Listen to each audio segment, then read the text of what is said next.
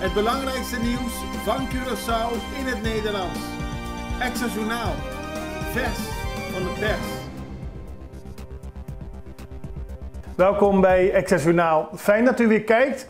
Het belangrijkste nieuws voor u op een rij gezet. En we beginnen met het bericht dat er een nieuwe staatssecretaris is voor koninkrijksrelaties.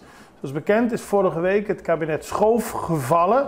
De PVV trok zich terug en alle bewindslieden van die partij stopten ook direct met hun werk. Ze werden dus niet demissionair. Dat betekent dat staatssecretaris Zsolt Szabó van Koninkrijksrelaties en Digitalisering opstapte.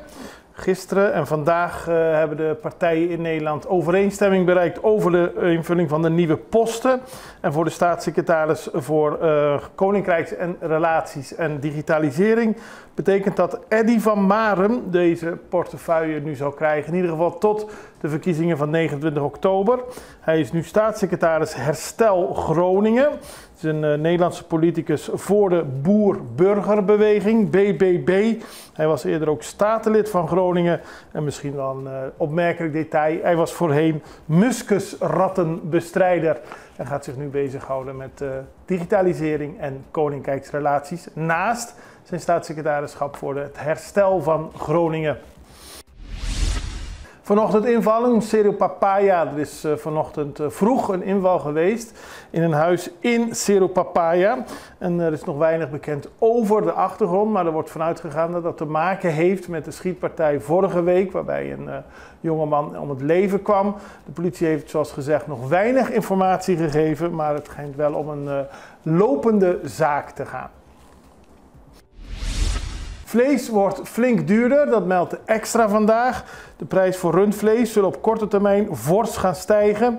Dat komt door de internationale rundvleesmarkt die onder grote druk staat. Volgens lokale vleesdistributeurs zal het rundvlees dat wordt geïmporteerd uit Noord-Amerika vanaf vandaag een prijswijziging ondergaan en de komende weken voor vlees uit Zuid-Amerika. Het heeft een hoop oorzaken.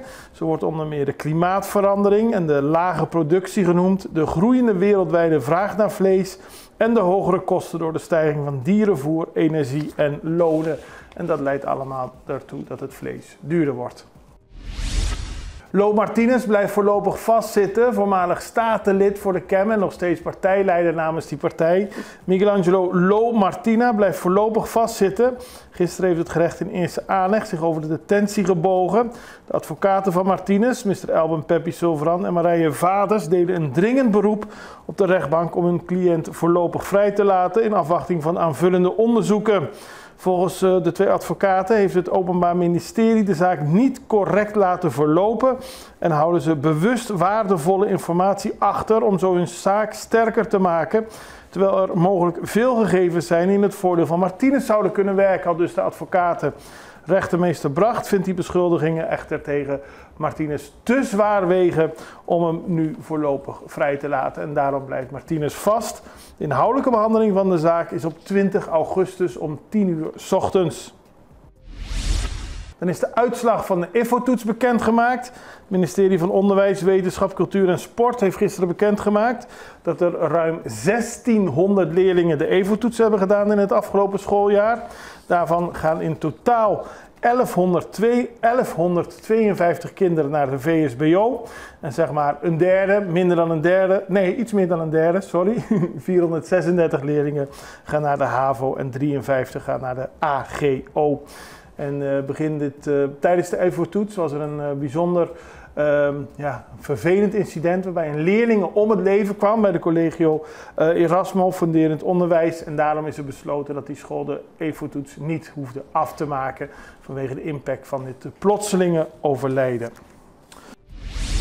Dan gaan we naar een inval die gisteren heeft plaatsgevonden bij een adres in de Calle Sincuria. Daar is een vrouw van 50 aangehouden en een man van 47, allebei geboren op Curaçao. In het huis werd een wapen aangetroffen en een grote hoeveelheid hash en marihuana die klaar lagen om te verkopen.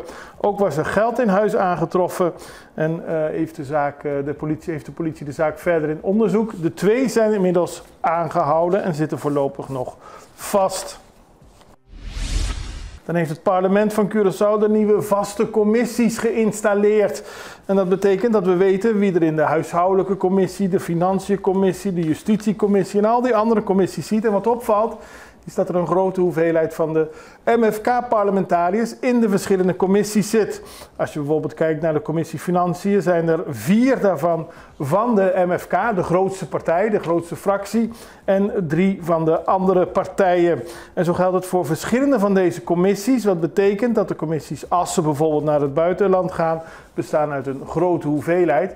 Maar omdat Curaçao op dit moment maar 4 partijen heeft, betekent dat dus niet dat de commissies kleiner zijn. Dat betekent dat er meerdere leden in de commissies zitten en die kunnen nu van start voor de komende 4 jaar. Het duurde even voordat de commissies geïnstalleerd konden worden, omdat natuurlijk begin deze week de mensen die in het parlement zaten overgeheveld zijn naar de regering en alle nieuwe parlementariërs daadwerkelijk zitting hebben. Wij gaan even over naar een break. We zijn zo bij u terug.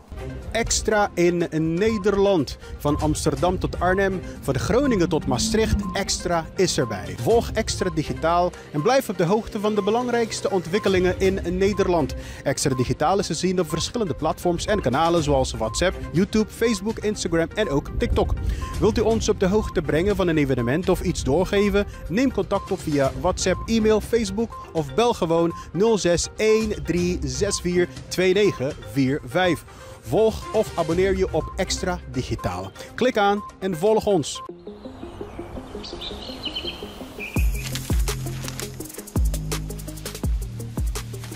Welkom op Curaçao, een van de mooiste eilanden in de Caribiën, een ware parel. En het is een eiland waar je van heel veel zaken kunt genieten. Van de natuur, van de zee, van het eten, van de mensen en zoveel meer.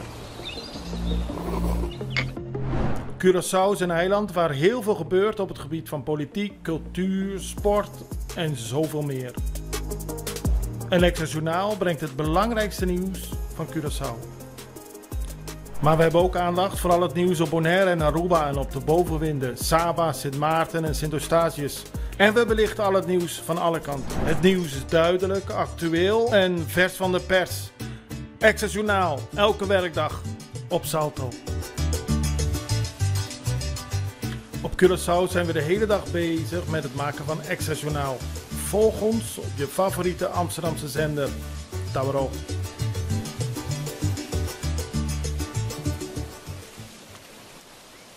Manifestatie tegen genocide in Gaza. Curaçao voor Palestijn, de organisatie hier op Curaçao, organiseert maandag een manifestatie.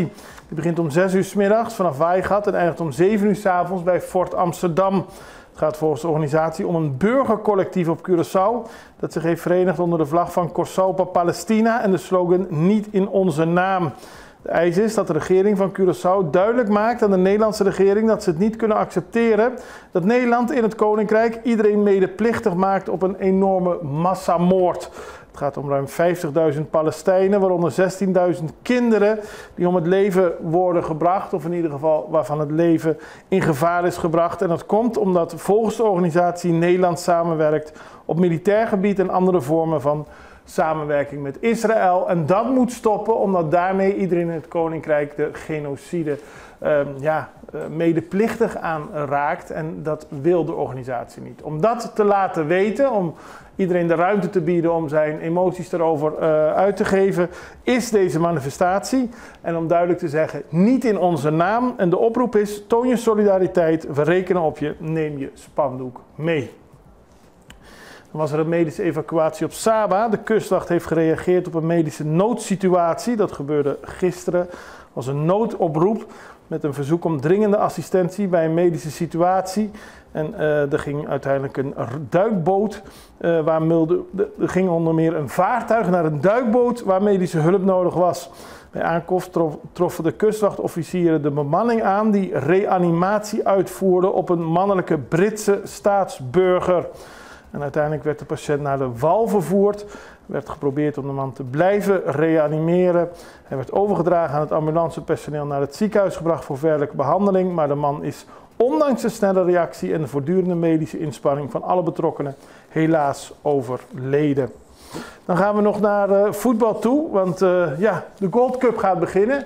Curaçao heeft het goed gedaan met de kwalificatie voor het WK, maar de Gold Cup staat voor de deur. En de eerste wedstrijd die Curaçao daarin speelt is 17 juni, volgende week, tegen El Salvador in San José. Dan spelen ze op 21 juni tegen Canada in Houston en op 24 juni in San José weer tegen Honduras. En als Curaçao het daar goed doet tegen El Salvador, Canada en Honduras, kunnen ze verder gaan in het toernooi. Maar dan weten we in ieder geval wanneer Curaçao speelt. En dan gaan we nog naar internationaal nieuws.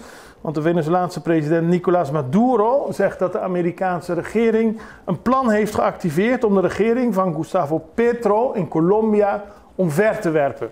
Volgens Maduro is het een plan dat wordt geleid door Marco Rubio uit de Verenigde Staten en dat tot doel heeft Colombia te overspoelen met criminele bendes, met crimineel geweld, met terrorisme, om de progressieve regering van Gustavo Petro omver te werpen en een scenario te creëren voor de terugkeer van een extreemrechtse neofascistische regering. Dat heeft Maduro gezegd tijdens een bijeenkomst in Maracaibo. De Venezolaanse president deed deze uitspraken na de moordaanslag op de Colombiaanse senator Miguel Uribe. En daarna kwam er een reeks gecoördineerde bomaanslagen en schietpartijen. Minstens 7 mensen zijn om het leven gekomen, maar volgens Maduro zit Amerika dus achter het toenemende geweld in Colombia om te zorgen dat bij de komende presidentsverkiezingen mensen niet opnieuw kiezen voor deze progressieve linkse presidentskandidaat, maar weer op een rechtse kandidaat. Dat zegt de Venezolaanse president die, zoals bekend, al lange tijd op voet van oorlog met de huidige regering van Amerika leeft. Wij zijn aan het eind gekomen van deze aflevering van Extra Journaal en we blijven het nieuws volgen. Ik hoop u ook. Tot ziens. Tot morgen.